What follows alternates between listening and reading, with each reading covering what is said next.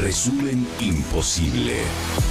Mati Colombati te ordena las noticias en un país imposible de resumir. Maldita suerte, una mirada crítica de una realidad absurda.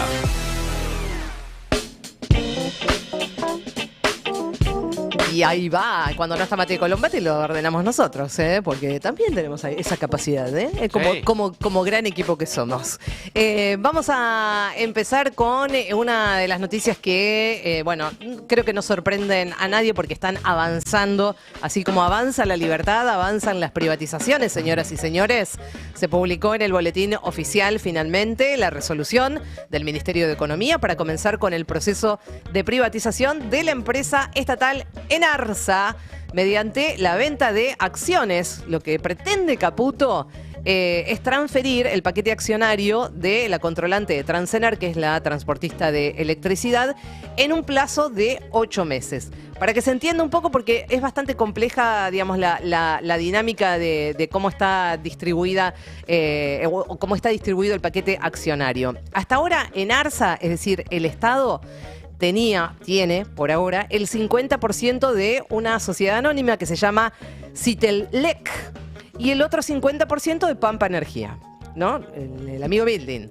Entre ambos controlan el 51% de Transener. Entonces, ¿qué es lo que sucede? Lo que el gobierno pretende es vender las acciones que el Estado tiene en esa sociedad anónima, Citelec. La firma que controla a Transener, que es una empresa estratégica dentro del sistema eléctrico argentino. El Estado deja entonces de ser el socio mayoritario de la principal transportista de energía del país. Se imaginarán ustedes que el impacto va a ser brutal porque, el país va a dejar de tener el control y sobre todo la regulación del servicio va a pasar a manos absolutamente privadas, por lo que obviamente cuando hablamos de eso, cuando nos referimos a eso, estamos refiriéndonos a la pérdida, sin lugar a dudas, de la soberanía energética. Esta es la tercera empresa estatal puesta a remate en lo que va de esta semana. Recordamos que ayer hablábamos del Belgrano Cargas, sí, y que antes de ayer también habíamos comenzado a hablar de lo que estaba sucediendo con Aguas, con AISA, sí, particularmente. Y un dato más, que no lo vamos a dejar pasar. Citelec tiene participación accionaria en la empresa Transva, Sociedad Anónima. ¿Qué es esta empresa? Es la distribuidora en Provincia de Buenos Aires. ¿Qué quiere decir esto? Significa que la privatización no solo involucra a activos nacionales, sino también infraestructura crítica a nivel provincial. Y esto, obviamente, es parte de lo que se votó, ¿no? Diputados, diputadas, senadores, senadoras. ¿Cuándo se votó? La ley bases. Esto, Enarsa estaba dentro de todas las posibles empresas del Estado factibles de ser privatizadas. Sí. Así que gracias. Agradézcanle a los diputados y diputadas que votaron la ley bases. Vamos a cambiar de tema.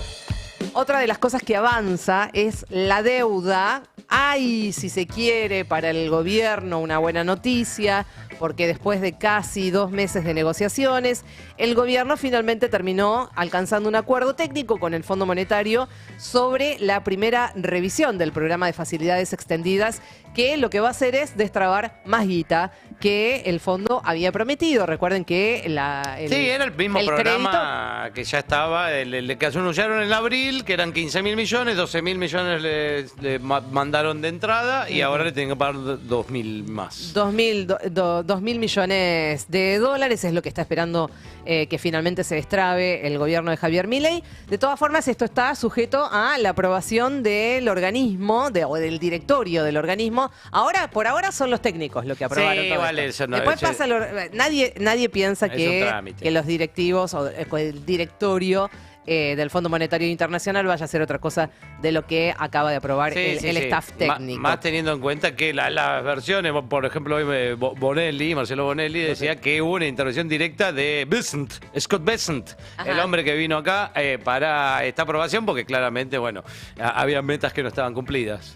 Evidentemente. Y ahora vamos a ver, hablando de metas que no estaban cumplidas, simplemente decir que el directorio del Fondo Monetario se va a reunir el jueves que viene, así que seguramente seguramente en ese momento vamos a tener información acerca de la aprobación, o sea, que terminen de aprobar esta revisión para que se desembolsen estos 2.000 millones de dólares que el gobierno argentino y Toto Caputo está necesitando más que el agua, te diría, ¿no? Sí, bueno, porque aparte era justo contra reloj porque en agosto tiene un receso el fondo, sí. Entonces si no era ahora, antes de fin de mes, que quedan días, tenían que esperar a septiembre y ya se le venían las elecciones en la provincia, bueno, todo un quilombo. ¿Se acuerdan que había pasado también en la época de Alberto, cuando estaba Massa como ministro de Economía, que también necesitaban pagar una guita que se vencía, un vencimiento?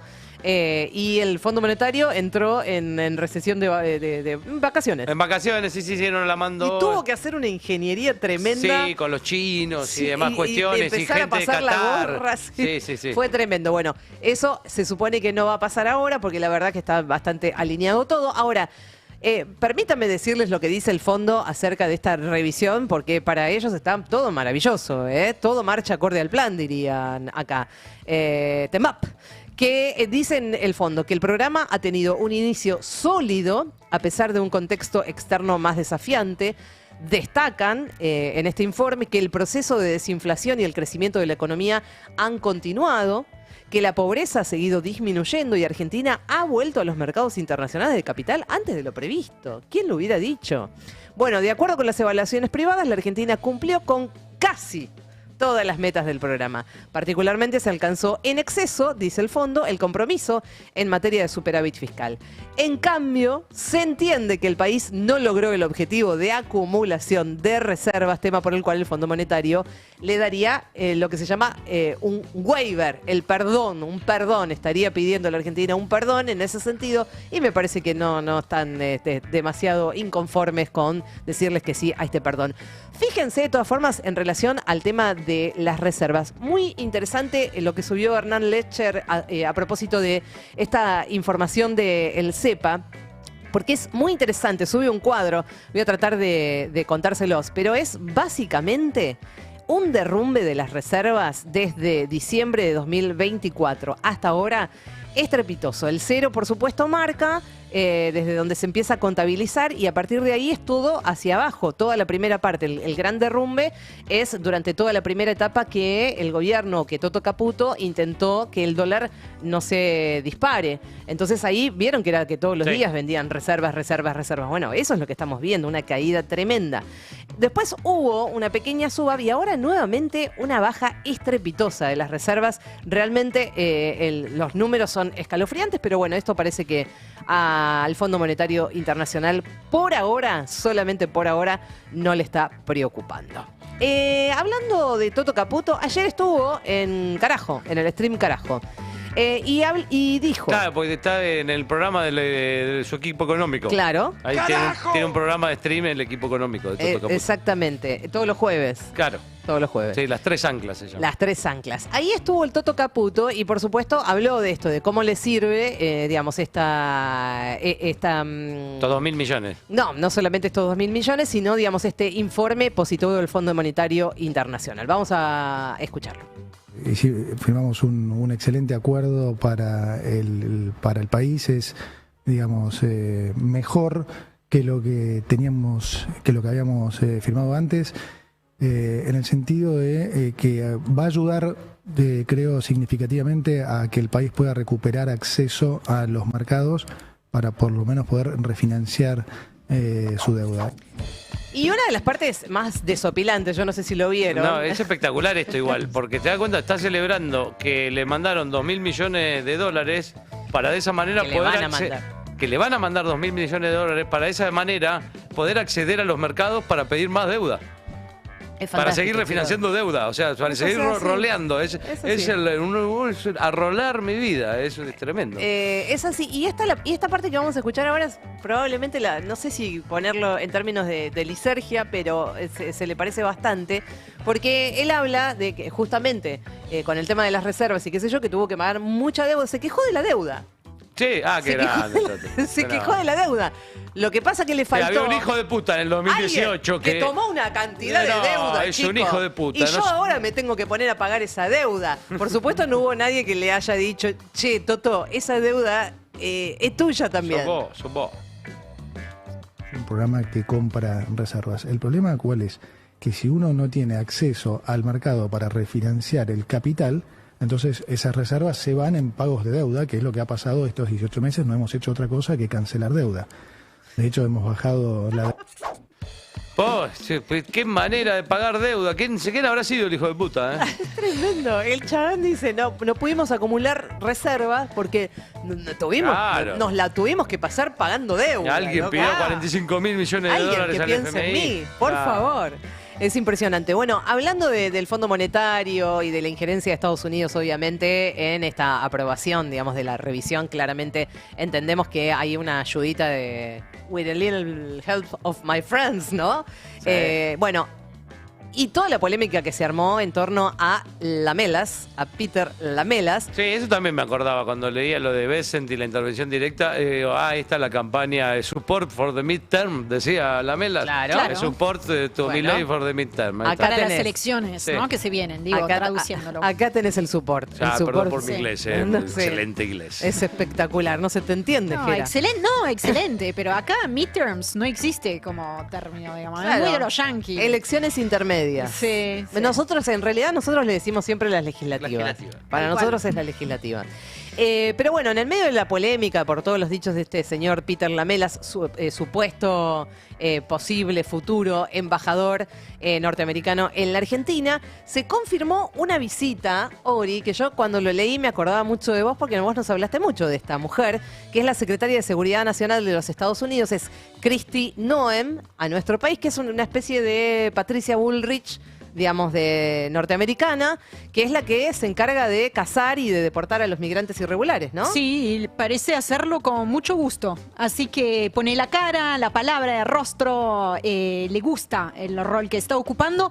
Nosotros la hemos traído varias veces a esta mesa, porque efectivamente se viajó, por ejemplo, seguramente recuerden esas imágenes, al CICOT, la prisión de máxima seguridad inaugurada por Nayib Bukele, claro, donde se sacó videos en modo selfie con los reos detrás de ella. Ese tipo de puesta en escena, además de ser efectivamente la encarnación, ¿no?, de la política, no de mano dura ya, de mano extremadamente dura e inhumana de Donald Trump en materia migratoria, además de ser esto, ella goza especialmente de ponerse en escena en ese rol. Y vos nos habías traído también, y lo trajimos para recordarlo, en algún momento cuando ella estaba dando una conferencia de prensa, estamos hablando de Kristi Noem, que es la secretaria de Seguridad Nacional de los Estados Unidos, que va a estar visitando la Argentina. Se confirmó la visita de ella a nuestro país. Decíamos, ella estaba dando una conferencia de prensa a propósito de todo el tema migratorio. Sí. Ahí había un senador. Un atrevido, Gaby. Sí, se atrevió a hacer una pregunta. El senador demócrata Alex Padilla, que fue un escándalo porque intentó preguntarle, le estaba acompañando, digamos, a otros migrantes que estaban con toda esta dificultad.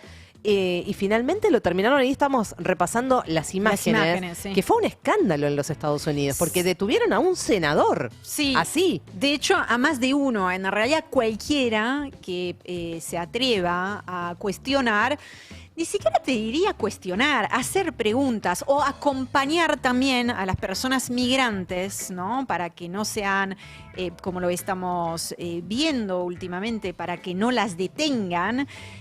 Sin orden judicial, sin nada. Bueno, cualquier persona que se oponga a esa política totalmente arbitraria que está llevando adelante Donald Trump termina así, esposado, en el piso, amenazado. Y bueno, Kristi Noem efectivamente no le gusta responder las preguntas. Le gusta que le hagan preguntas incómodas. Kristi Noem va a estar, señoras y señores, entonces esto está confirmado en nuestro país, va a llegar este domingo, pasado mañana, y va a mantener el lunes una audiencia nada más y nada menos que con Javier Milei en la Casa Rosada. Así que la vamos a tener a Kristi Noem en la Casa Rosada.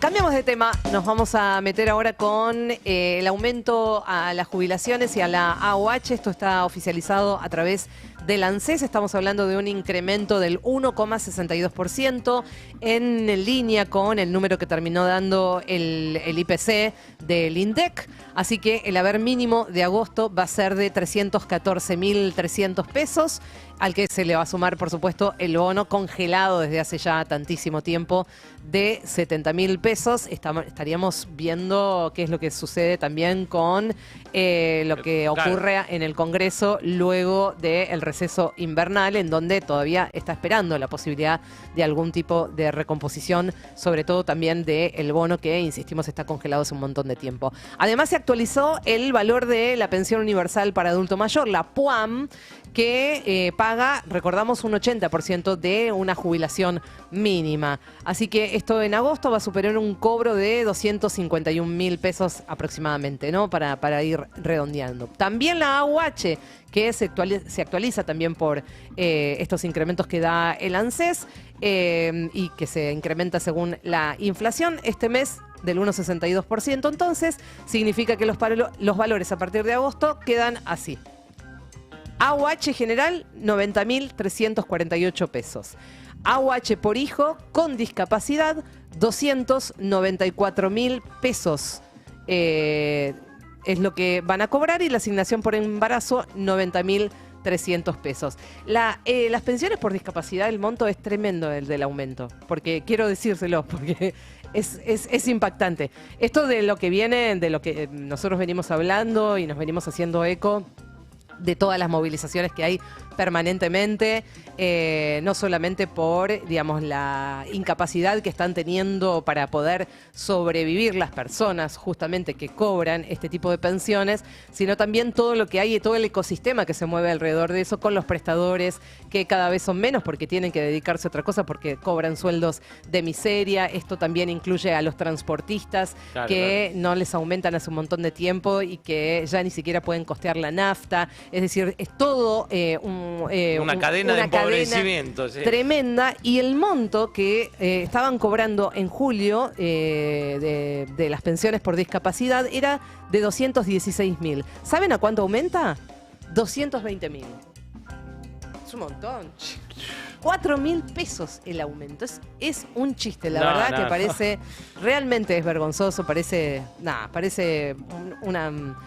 una joda, pero no, es una miseria espantosa. Sí, sí. Muy bien, vamos a meternos en el otro tema del que todos estamos hablando, porque realmente uno empieza a tirar de ahí y no sabes con qué te terminás encontrando. Escándalo Bondarenko. Vamos a meternos de lleno acá con este tema. Ustedes saben, Bondarenko es la persona que ha elegido La Libertad Avanza para ser candidato en la provincia de Buenos Aires, candidato en la tercera sección, creo, si no me estoy equivocando. Y sí, hubo un escándalo en relación a no solamente él, que es policía retirado, sino a un montón de policías, 24 policías que todavía estaban en funciones y que se juntaban con este señor.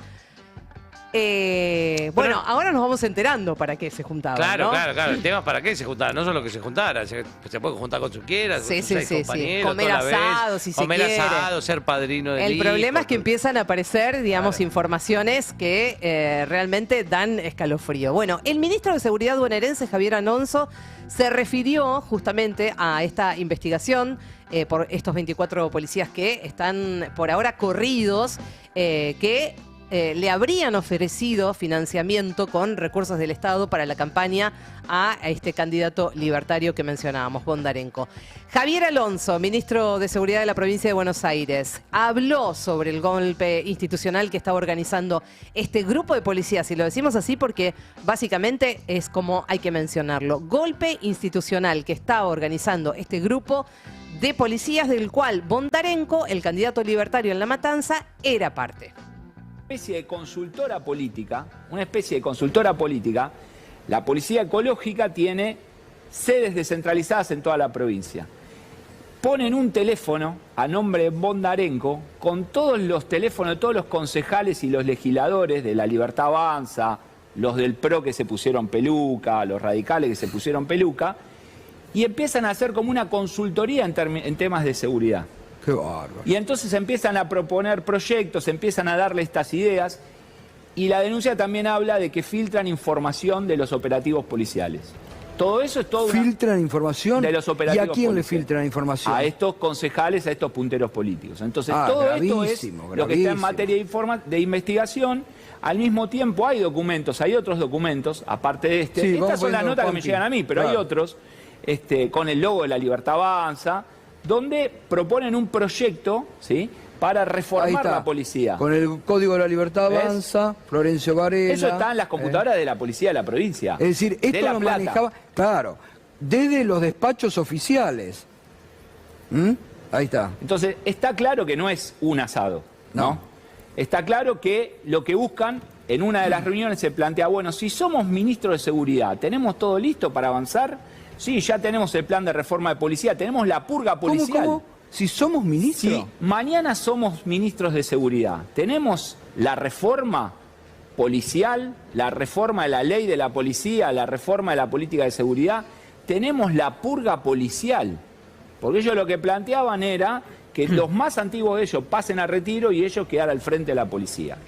Entonces, Bueno, Pero gravísimo lo que contaba ayer. Hoy a la mañana también habló con Ari Lijalada, Javier Alonso, el ministro de Seguridad de la provincia de Buenos Aires. Una investigación que recién está empezando, que promete avanzar ya, digamos, con mucha información que está en poder de la justicia, incluyendo audios, incluyendo chats. La verdad que, bueno... es bastante complejo lo que estamos empezando a ver. Por supuesto, Patricia Bullrich, alineadísima con Bondarenko, se reunió con él mismo, con también el armador de la provincia de Buenos Aires, Sebastián Pareja, en una conferencia de prensa. Ahí Bullrich explicó que la visita fue para profundizar las líneas de acción de la provincia de Buenos Aires, que no era un asado, era una cosa... Vamos a escucharlo.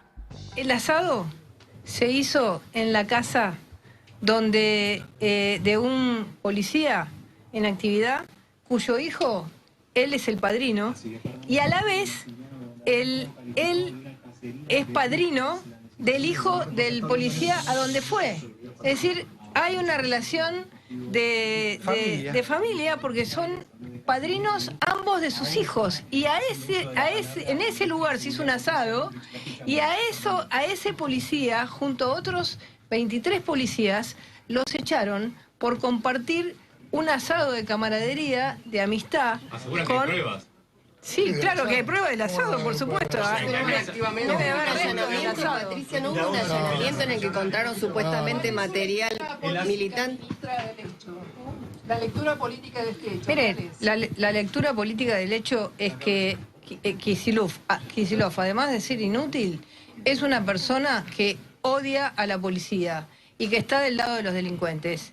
Esa es mi lectura del hecho. Echar a 24 policías porque comparten amistad con alguien que es candidato, ellos no son capaces de poner un policía en sus listas. Entonces, con alguien que es candidato, esos policías están en una división ecológica, en una división que cuida el medio ambiente en la provincia de Buenos Aires.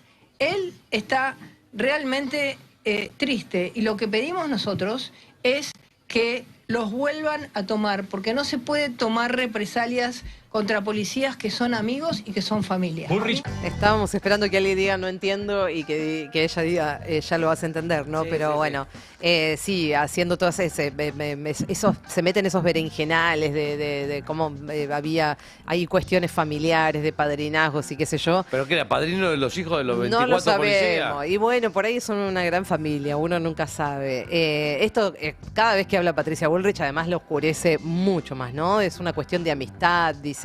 Bueno, evidentemente, cuando dice además, él está muy triste, y en algún momento él se puso, digamos, habló Bondarenko y se empezó a llorar. Sí. Bueno, es tremendo. Y bueno, y también tuiteó Bondarenko. Vamos a ver qué era lo que tuiteaba. Dice, siempre Voy a llevar puesto el uniforme. Echaron 24 policías por compartir un asado, por tener una amistad. Ese es el precio que se paga en la provincia de Axel Kicillof. El precio de la amistad. Es el precio de la amistad. La policía bonaerense es una familia.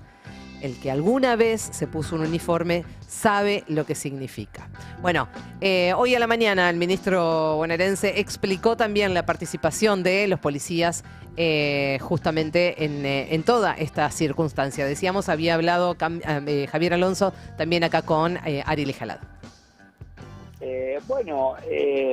Yo creo que tenemos algunas apariciones de la ministra. La primera fue un tuit diciendo que echábamos policía porque creíamos que apoyaban a Bondarenko. Después hubo una reunión en el Ministerio de la Nación y en ese momento Patricia Bullrich ya aceptaba que hubo un asado. Y bueno, nosotros sabemos que esto es mucho más... Dijo un asado de camaradería. Un asado de camaradería, exactamente. Entonces... Bueno, y con Graña también habló en todos lados.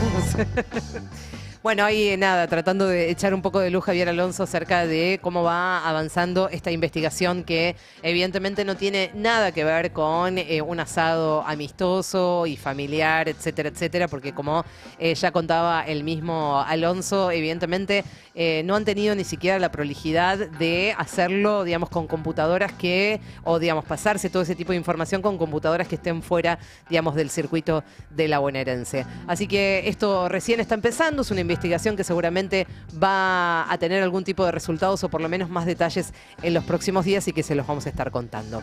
Y otro de los escándalos tiene que ver con Javier Milei. Cambiamos de tema. Milei, que está profundizando su enfrentamiento con Clarín. Es una cosa que va y viene. Lo que no va y viene es Milei sigue teniendo el tuit fijado, ¿no? El de Clarín. Sí, la gran estafa argentina. En la gran estafa argentina. Bueno, ¿por qué? ¿Por qué se enojó Milei ahora? Porque también la tapa de Clarín... Bueno, malo. La verdad que fue... se da cuenta cuando Clarín quiere hacer daño. En este caso fue muy evidente. Ustedes vayan a ver la tapa... Bueno, vamos a mostrar la tapa de Clarín, porque la tapa de Clarín lo tiene a Pino... con el Toto Caputo agarrándose la cabeza, ¿no? Sí, entonces dice, y el título también era... El epígrafe dice, el campo, un dolor de cabeza para Caputo. Para Caputo, ¿no? Bueno, y ahí, bueno, salió el Toto Caputo a replicar. Dice, claro, ayer en la rural fue una verdadera fiesta. ¿Qué fiesta, Toto? Bueno, una fiesta. No pudo haber salido mejor todo, con signos de admiración. Gracias al campo por semejante agasajo. Nuevamente, muchos signos de admiración. Y el que redobló la apuesta fue... Cari, pone la tapa de Clarín como diciendo... Claro, no tiene nada que ver. O sea, solo dijo eso. O sea, ayer en la rural fue una verdadera fiesta y pone la tapa de Clarín, que era lo que mencionábamos, ¿no? Que decía un dolor de cabeza para Caputo y una foto que, bueno, por ahí no condice con esa alegría que estaba mostrando en el tuit el Toto Caputo. Pero el que redobla la apuesta es Javier Milei, que cita el tuit de Toto Caputo y dice... Aquí está la basura inmunda del gran operador argentino Clarín. Para variar, mintiendo. Si te veo, amor, del otro Naturalmente lado, seguirán operando porque les duele la falta de pauta y sobres. Y como si esto no fuera poco, no se van a quedar con Telefónica, les advierte. Mira. Y dice, ¿están extorsionando? Fin. Ese es el tuit de Milei, hablando nuevamente, poniendo en foco nuevamente, otro día de buenas noticias. Está hablando de la venta, ¿no? De la fusión de Telecom Telefónica. Venta por 1.250 millones de dólares. Hay que recordar que se anunció en febrero pasado, que fue muy cuestionada desde el primer momento por Javier Milei, por todo el arco libertario. ¿Qué? No, sí, parece un poco monopólico. O sea, hay dos empresas de telefonía que se dividieron en la Ciudad de Buenos Aires, la Ciudad de Buenos Aires y el AMBA, y se va a quedar con las dos. Parece monopólico. Bastante monopólico. Lo que no se entiende es cómo eso le afecta tanto a Javier Milei, pero bueno, evidentemente la frenó. Bueno, quedó... Bueno, está bien. Entonces... Habrá que ver qué es lo que pasa. Hace mucho tiempo que está frenada. Y claro, efectivamente, si es lo que vos decís, Gera, si se aprueba esta fusión Telecom-Telefónica, esto implica un nivel de concentración inédito en el mercado de las telecomunicaciones argentinas, ¿no? En Internet fija, la nueva empresa abarcaría el 72% del mercado de la ciudad de Buenos Aires. En telefonía móvil, el promedio nacional sería del 60% de la concentración, con el 76% en Cava, y en la televisión por cable, en AMBA, ni hablar, el 70%, ¿no?, del nivel de concentración, si es que finalmente se termina aprobando, cosa que evidentemente por ahora no va a suceder. Telecom y Telefónica, que beneficiaría al grupo Clarín. Por otra parte, ya para ir terminando, queremos hablar de un informe tremendo que hizo el Observatorio de Crímenes de Odio LGBT, porque están escalando a niveles tremendos los crímenes de odio. Solo en los primeros 6 meses del año ya se cometieron el 72% de todos los crímenes de odio que se registraron el año pasado, en el 2024, año en el que también ya había habido un incremento. Se registraron 102 crímenes de odio, claramente. Una cifra que alarma realmente por la magnitud en este contexto, que además, hay que decirlo, no se puede pasar por alto, contexto de violencia creciente y de ataques discursivos, digamos, esta retórica que le vemos, que le escuchamos al presidente y a todo su ecosistema, que son cada vez más profundos y que se promueven desde los más altos del Estado Nacional, hace que evidentemente uno no pueda tener, otra mirada sobre estas cifras alarmantes que está poniendo ahora sobre la mesa el Observatorio de Crímenes de Odio LGBT. Del total de crímenes en el primer semestre del 2025, el 70% de los casos corresponden a mujeres trans. En segundo lugar, con el 16%, se encuentran los varones gay cis. En tercer lugar, con el casi 7% de los casos, figuran las lesbianas. Y le siguen los varones trans, con casi el 5%. Y por último se encuentra una persona no binaria, que representa el 1% del total de los casos registrados. El Estado, dice el informe, es además responsable directo. Los datos relevados muestran que en el 35% de los casos los hechos fueron cometidos por particulares. Sin embargo, en el 64% restante, el Estado aparece como responsable directo de estas violencias, ya sea a través del accionar de fuerzas de seguridad o de otras instituciones públicas.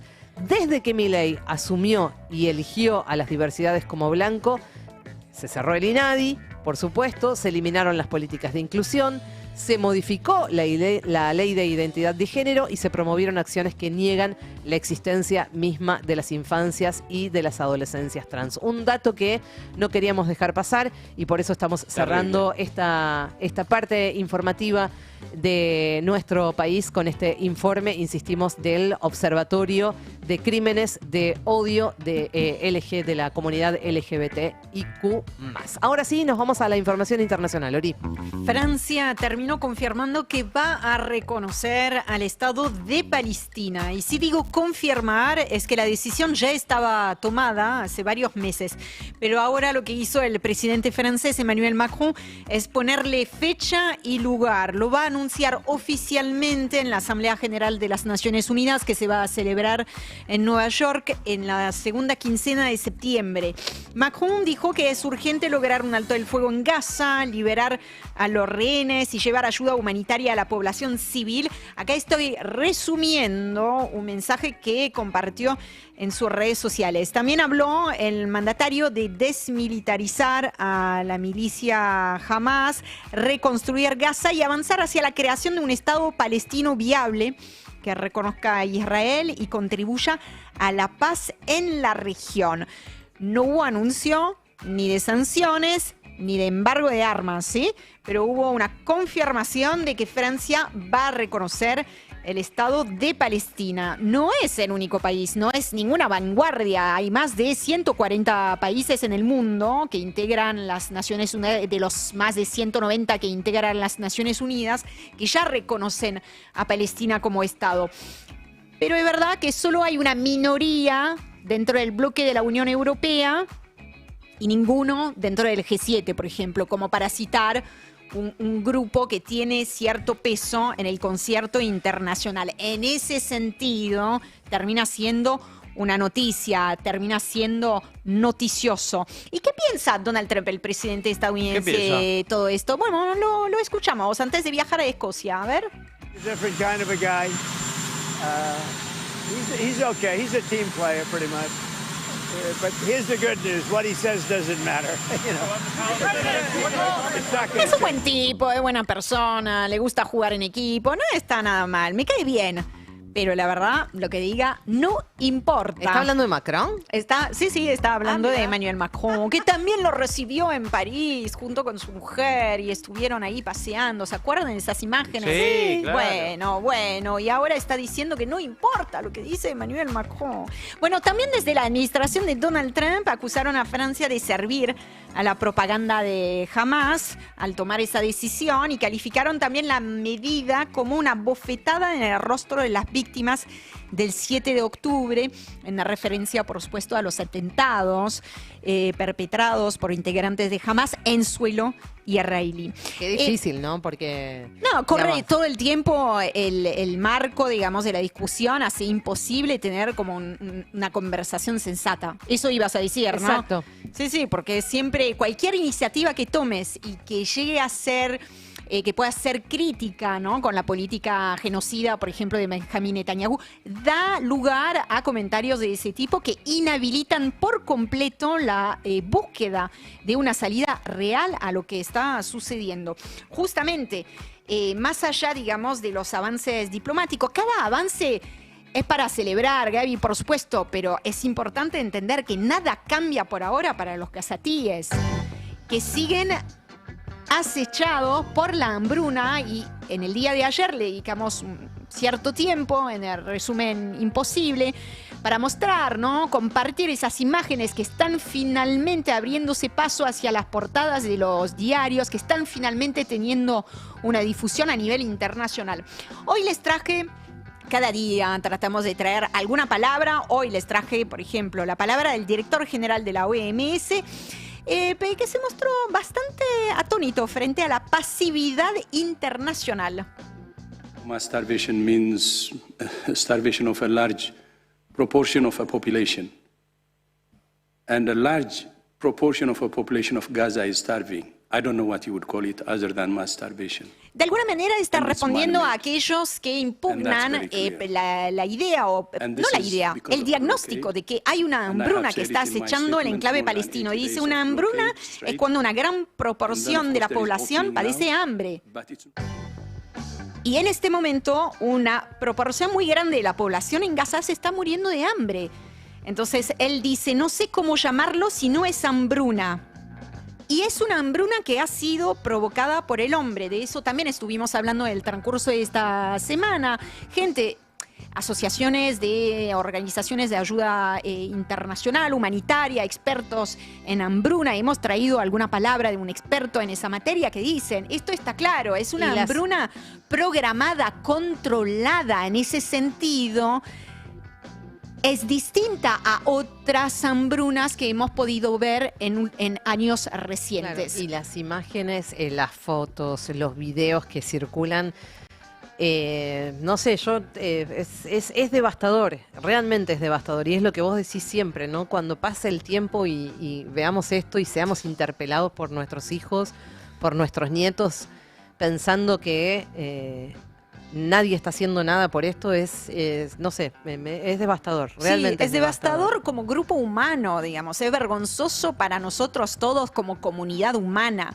No importa ya la cuestión, digamos, de si nos gusta más uno, el otro, que la historia, que la perspectiva. Acá hay un genocidio que está sucediendo y que todos deberían condenar de mínima, y que además aquellos actores que tienen el poder de hacer una diferencia para el destino de 2 millones de personas que tomen cartas en el asunto. Bueno, las palabras de la Organización Mundial de la Salud sintonizan totalmente con la denuncia, que esta es otra noticia que les traigo a la mesa, la denuncia de más de 100 organizaciones internacionales que publicaron un comunicado conjunto esta semana, a mediados de esta semana. En el texto afirman que los palestinos cada día despiertan en condiciones aún peores, que el sufrimiento no es solo físico, es también psicológico, que la supervivencia ya pasó a ser un espejismo, que el sistema humanitario no puede sostenerse con promesas vacías ni plazos cambiantes, que los gobiernos deben dejar de esperar permisos para actuar. ¿Quiénes firman? Bueno, entre ellos, entre todas esas 111 organizaciones está, por ejemplo, Amnistía Internacional, Médicos Sin Fronteras, Oxfam, Save the Children, Cáritas. Bueno, 111 en total. Igual, no importan las pruebas. Yo le propongo que escuchemos la palabra del gobierno israelí a través de su vocero David Menzer. This idea of famine and starvation has been thrown at us consistently on a weekly basis for the last 2 years now. It has never come to pass. So these are false warnings which come from these Está aid diciendo organizations. And I also would say en BBC, that when ¿no? there is hunger in Gaza, Esta it is idea de hunger hambruna y de inanición nos la vienen arrojando semana tras semana desde hace 2 años. Nunca se ha concretado. Estas son falsas alertas que vienen de esas organizaciones. Esto es una reacción también a ese comunicado que les mencionaba recién. Y diría también que donde hay hambre en Gaza es hambre orquestada por Hamás. Sí, esa es otra táctica. retórica, sí. Sí, y está funcionando, dijo él. Bueno, David Menzer, no sé si habrán prestado atención porque son muchos rostros, etcétera, pero se ha convertido en la voz y la cara de un gobierno genocida. Gracias, Ori, por traernos siempre, todos los días, esta información que ya parece haber desaparecido del resto de los medios. Y intentamos nosotros hacer este resumen imposible, más imposible que nunca, porque verdad que están pasando muchísimas cosas. Esta fue nuestra mirada y lo cerramos de esta manera. Maldita suerte. De 14 a 17 horas.